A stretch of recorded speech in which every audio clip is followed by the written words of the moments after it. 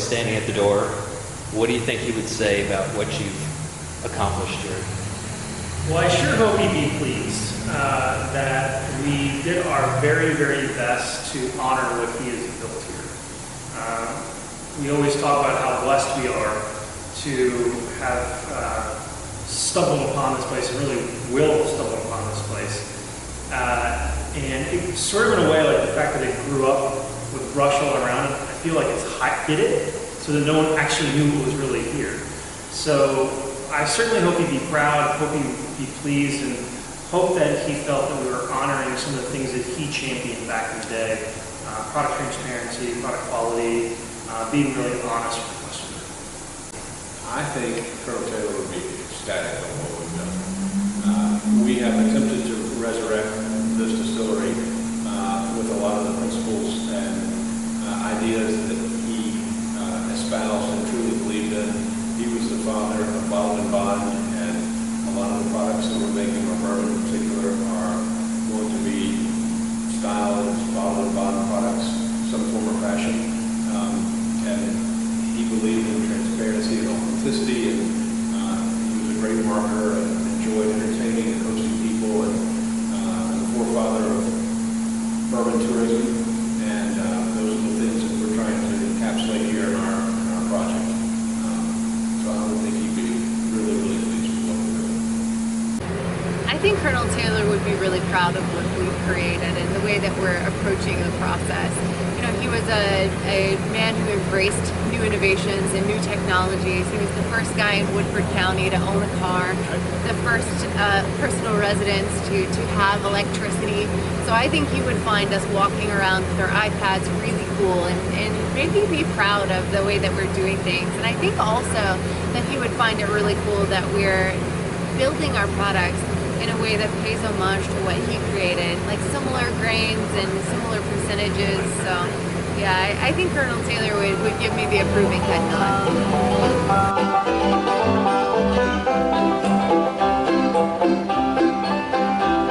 If he were here and you could ask him one question, what would that be?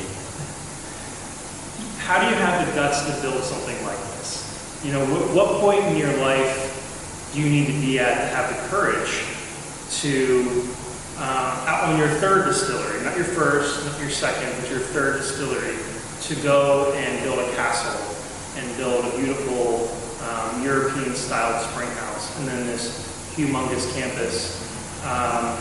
And maybe it was the fact that he had failed at 2 of the distilleries and had nothing to lose, or maybe it's just because he just deeply knew this was the spot I could do what I really wanted to do, because he had full reign. I don't know, but I'd love to ask him, like, what gave you that confidence to know to move forward, and that you knew it was going to be so well received? I would want to ask him if he approved, and we had his blessing, which I think he would say definitely yes. I hope he would. But I'd be very interested to know what he thinks of us in the modern day. And I'd also like to ask him, he was a great marketer, so I'd like to ask him how he thinks would be the best way to market our bourbon in the modern world. If there was one question that I could ask Colonel Taylor, I would ask him, what would you have done differently to improve the way that people experience your brand or this distillery?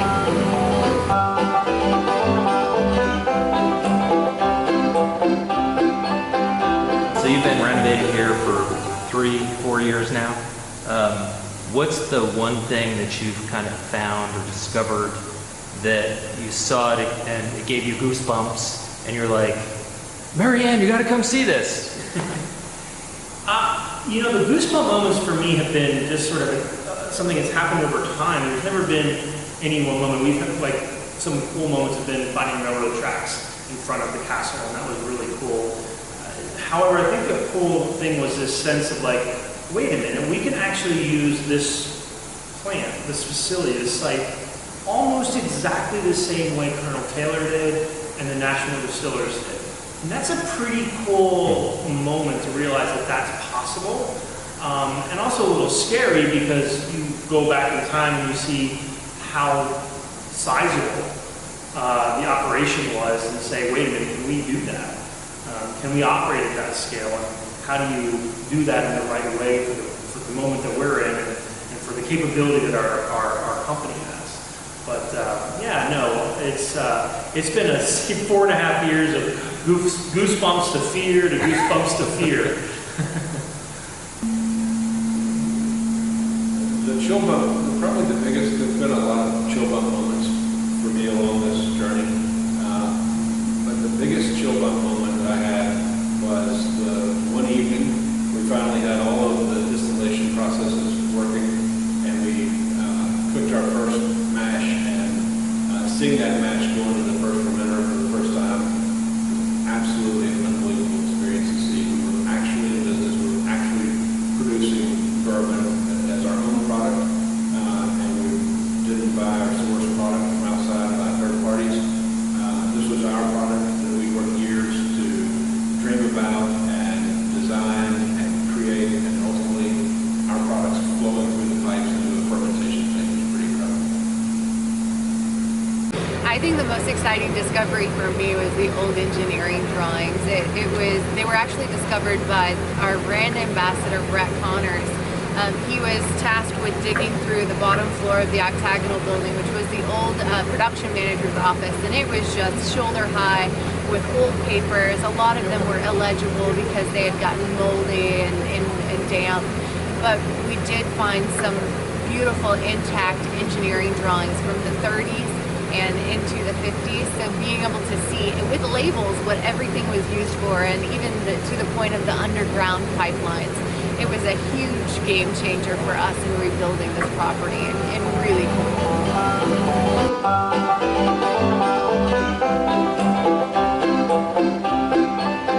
I'm sure you've been here morning, noon, night, perhaps slept here a few nights. Any signs of ghosts? Not for me. However, if you talk to our production team, there are a number of stories. This place gets really dark at night. Sort of, for those who've been out west and there's no afterglow of the city, that's sort of what this place feels like at nighttime. And they will tell you flat out they have had senses of like ghosts and all kinds of spirits and stuff like that. So yeah, we've got plenty of stories. Me personally, no, but those guys, yeah. I have not heard a ghost, but it is a very spiritual place. And while I haven't seen any phantoms running around the rooms, there's definitely a sense or a feeling, especially walking around this place at night, when you feel a spirit around you. So haven't seen one per se, but you get this feeling. It's interesting. I would not say that I don't believe in ghosts. I'm just trying to not acknowledge these types of things because they do spook me out. But I've heard ghost stories from many of my operators. Like they'll say they've heard voices come through the radio, or they feel a presence or see a shadow, and I kind of chalk it up to, oh, it's an old building, it's just settling or something like that. But I think that there are spirits here, but it must be a kind spirit and approve of what we're doing, because we've just been so fortunate in the way that everything's been coming together.